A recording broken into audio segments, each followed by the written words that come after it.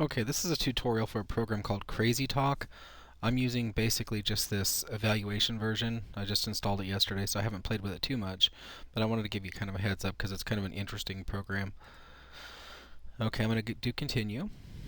Drag this over a little bit here just to kind of fit it in my little window. And basically you see this picture of this lady here and she's moving around, and if I click play, I don't know if you can hear it through the set.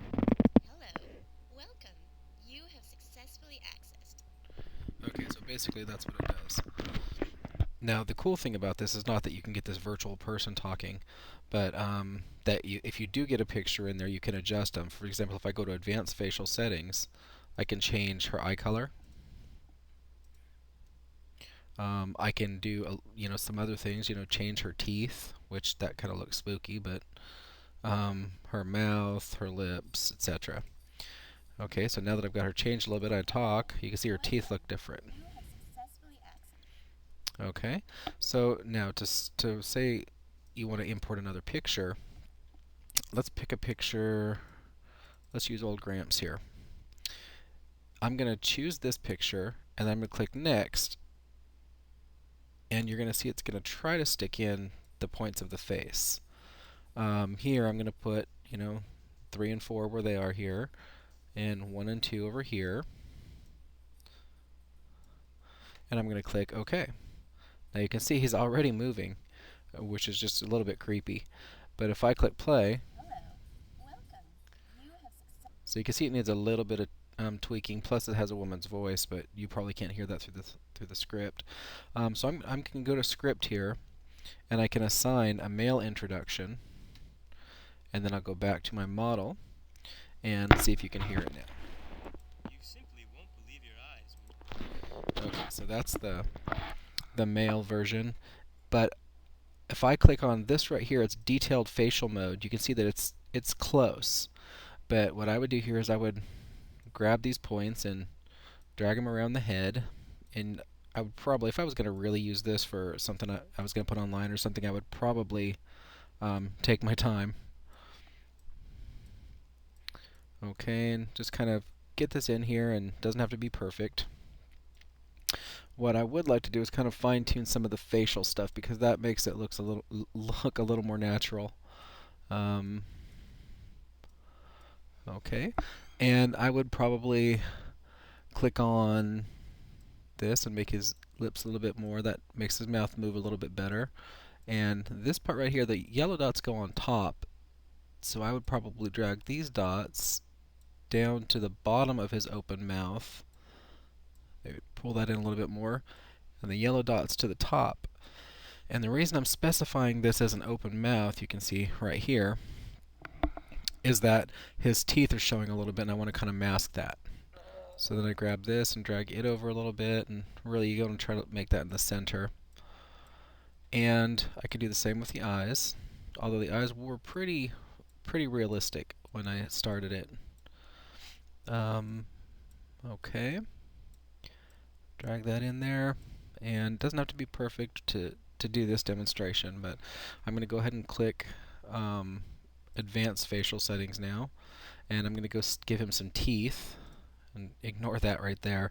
If I don't want the saturation to be that high, I can change it, drop the contrast a little bit, and then click mouth. You can change the inside of the mouth.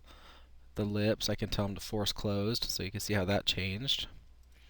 And I could go in and change my eyes, but I typically leave the eyes natural on a photograph because I don't ever take the time to really perfect the eyes.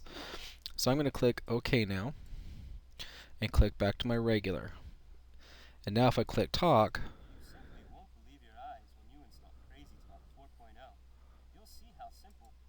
okay. Now the other cool thing here, now that I have a model that works, is I can go over here to my script, and I can choose something like anger, and then when I play it, okay, so I can go and I can even pick something like the clown and click play. So it's kind of crazy. So I'm going to go back to neutral. And there's another cool function in here, and that is here I can record my own voice. For example, I'll click this, No. This is a test of the Crazy Talk 4 system. So I can listen to it. And now I can click play. Okay, and it just basically repeated what I said. Alright, so the other thing that's kind of cool here is if I go to the text and I type something like, hello, how are you? And I can choose a voice such as Michael. And I'll click play.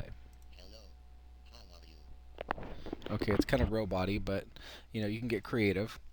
And so there's lots of things that you can do there. But the other thing that's kind of cool is if I choose Messenger, I can choose different frames to put somebody in. A greeting, web, other media types.